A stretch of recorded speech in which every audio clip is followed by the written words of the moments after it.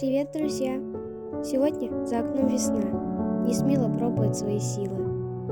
Робкие лучи солнца пробиваются сквозь облака, и кажется, что воздух наполнен предвкушением чего-то нового и светлого.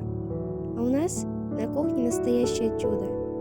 Это пирог зебра. Он словно отражает эту весеннюю переменчивость. Полоски темного и светлого с теста переплетаются, создавая красивый рисунок.